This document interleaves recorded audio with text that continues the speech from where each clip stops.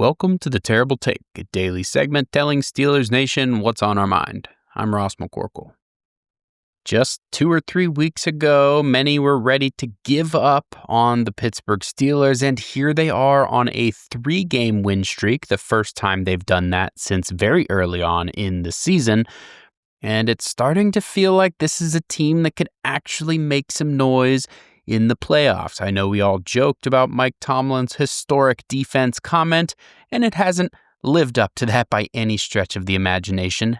But the last few weeks have been an improvement and a positive sign that they're hitting their stride at the right time. Specifically, today, I want to talk about the run defense.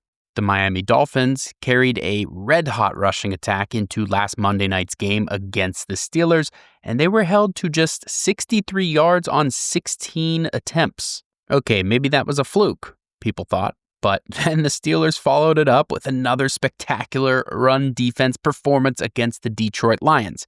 Yes, the Detroit Lions with Jahmyr Gibbs and David Montgomery, one of the best 1-2 running back combos in the league. Gibbs is the explosive home run threat, and Montgomery is a load. He is very difficult to tackle. And what did the Steelers do? They held them to 15 yards on 12 carries, an average of 1.3 per attempt. And that included a long of 17 yards.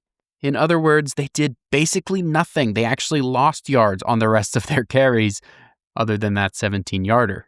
Combined over the last 2 games, the Steelers have held their opponents to 78 rushing yards on 28 carries and 0 touchdowns. Meanwhile, the rushing offense in Pittsburgh, 59 carries, 365 yards, and 4 touchdowns. I don't care if you're playing in the preseason, the regular season, the playoffs, the Super Bowl, whatever it is, that kind of rushing disparity is going to win a lot of games. And they did so without TJ Watt and Nick Herbig. And on Monday night, they didn't have Derek Harmon.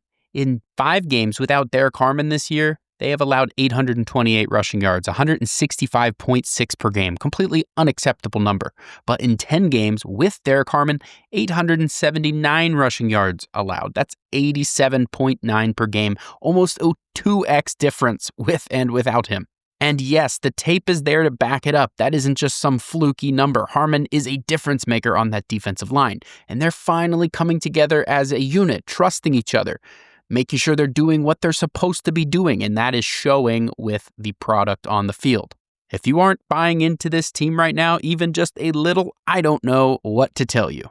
Be sure to follow us at SteelersDepot.com and check out episodes of The Terrible Take every day at 5 p.m. Eastern Time. And check out The Terrible Podcast with Dave Bryan and Alex Kozora every Monday, Wednesday, and Friday.